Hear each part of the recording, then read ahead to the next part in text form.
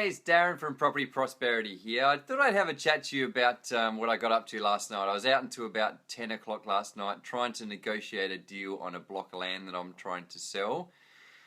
If you're a real estate agent, you probably know what I'm talking about. If you're not, basically at the end of the day, as a real estate agent, what you're trying to do is get two parties. There's a buyer and there's a seller. Always the seller wants more and the buyer wants less. And so you're sort of trying to get everyone to compromise and sort of meet in the middle, basically. Quite often, you know when you've done your job properly as a real estate agent when nobody's happy. If the buyer feels like they've sold it too cheap and the owner feels like they've paid too much for it, then you know you've done the buyer paid too much for it. You know you've done your job right, because basically that's the whole point of it. Is you're acting on behalf of the vendor. You're trying to get the buyer to pay the maximum they possibly can pay.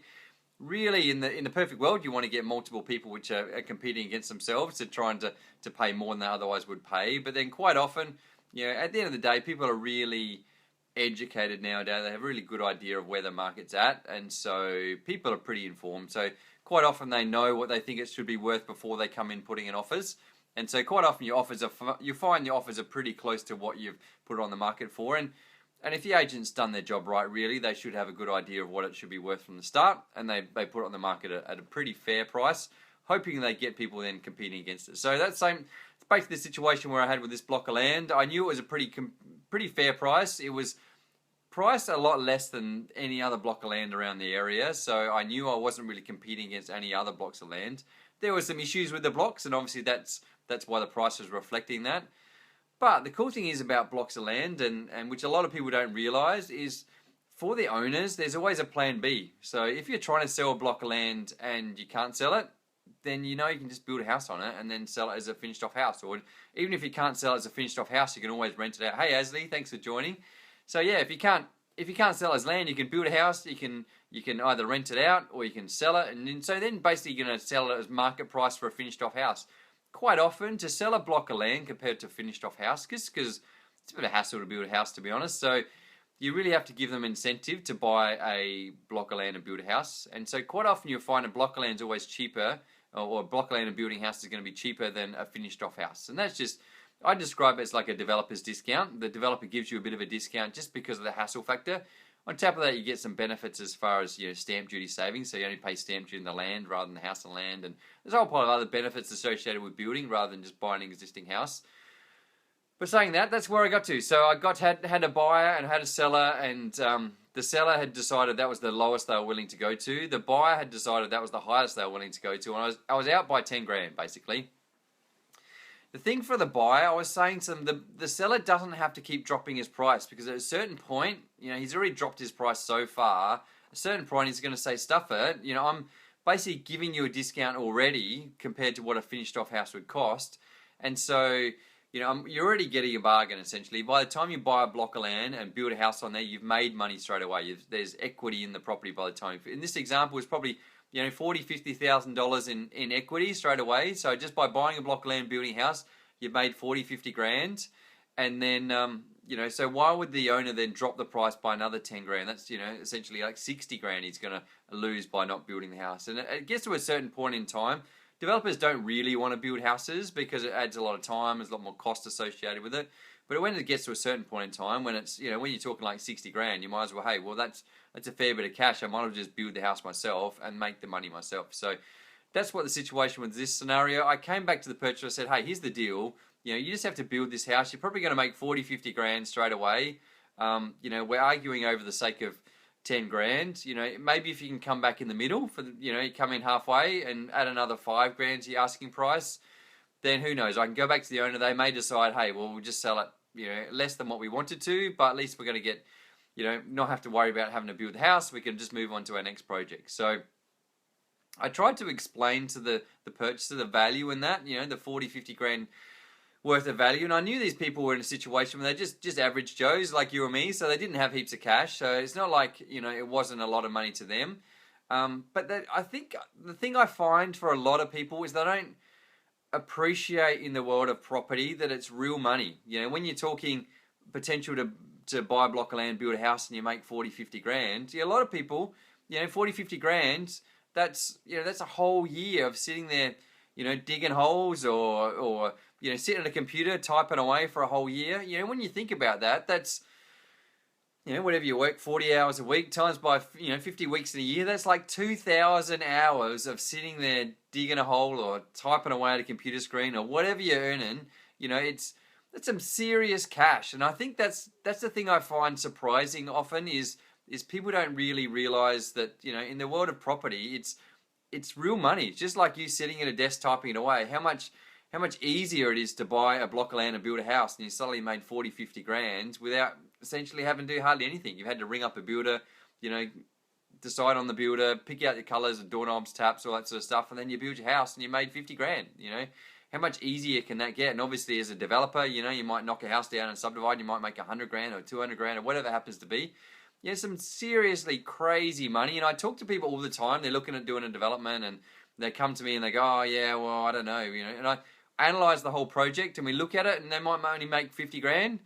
Some people, they're like, 50 grand, man, I can't be bothered for the sake of 50 grand. But other people are like, 50 grand, man, that's unbelievable. I can't believe I would make 50 grand for doing almost nothing. And literally, when you do a subdivision, you might only do, I don't know, maybe 20 hours work. It might take a year for the whole subdivision to go through, but literally you've only spent 20 hours of your time over a whole year and you've made 50 grand, or you might make 100 grand, or you might make 200 grand. So when you break that back down into working per hour, how much more you get paid doing building a house or doing a subdivision or doing a renovation compared to, having a day job.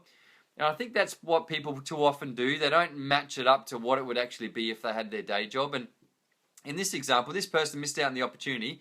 The owners then decided, hey, I'm just going to build it myself and make the money myself. So, that potential buyers missed out on that opportunity to make 40, 50 grand without doing particularly much. And for the sake of 5 grand, they could have come up in their price. And the other thing to remember too is, because in theory it sounds like, hey, well, it's 5 grand out of their pocket they have to spend. But in reality, when you're buying a property, you're really only paying, the portion that the bank's not covering. So in this example, if they were borrowing 80%, they now have to kick in 20%. So in this example, for the sake of 5 grand, the bank's going to lend you 4 grand of that. So you're only really kicking in $1,000 of your own cash. So you put in an extra $1,000 of your own cash, you get to buy this property that then you can build and then sell off down the track for an extra $40,000, $50,000. So for the sake of $1,000, this person's missed out on like a $50,000 project, which would have essentially replaced their whole wage for the whole year. So that's basically my 2 cents. So hopefully it makes sense to you, and hopefully now you start to think about property in slightly different sense. It is real money. When you get out there and buy a property and do a development, do a renovation, buy a block of land, build a house, sell it off, whatever, it's real money. It's the same as you going to work, working away every day. So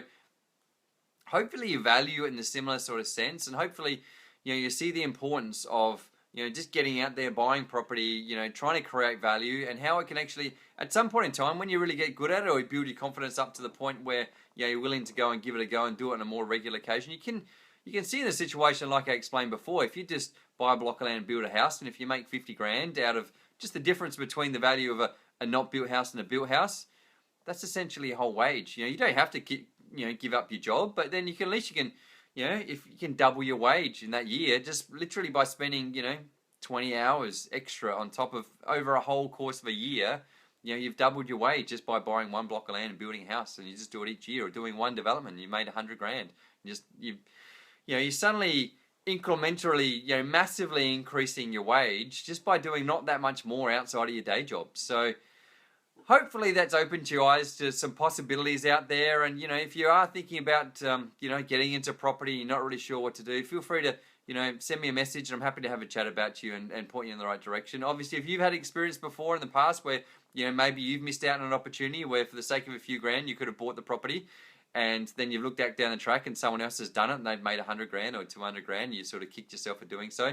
I know in my experience, I quite often say to people, whenever I'm buying a property, I always feel like I'm paying too much. And whenever I sell a property, I always think I'm selling it too cheap. It's one of those things in hindsight when you look back at property. If you look at properties you had 10 years ago, man, if I'd only kept that property, how much it'd be worth now? Or if I'd only bought 10 properties when I bought that property that I thought I paid too much for at the time. And in hindsight, property, because it goes up in value over time, it's always worth a lot more in the future than than it feels like it is in the present. So, the key is to get out there and do something, because with property, it's being in the market, it's buying properties, getting there, doing things that's going to create and set yourself up for the future. So, I suppose that's the key for me, is just get out there and start doing things. And, the more properties you have, the more benefits you got down the track as the market continues to improve. So, hopefully you get out there and hopefully you get some benefit out of this little chat, and hopefully you get out there and start doing things yourself. So if you've liked what I had to say, click on the like button. If you haven't liked it, still click on the like button, because I really appreciate it. And if you know someone that's out there struggling to, try and find a few extra bucks in their pocket, or they're struggling to try and get into the property market, and they're struggling to find that perfect property, then click on the share button. Hopefully then they'll start to realize, even if you're only making 40, 50 grand on a property, that's a crazy amount of money when you compare it back to your day job. So I'd love to hear what you got to say. If you got something you'd like me to talk about in a future episode, happy to have a chat and put a comment in the comment box. So I look forward to talking to you again soon. Thanks. Bye for now.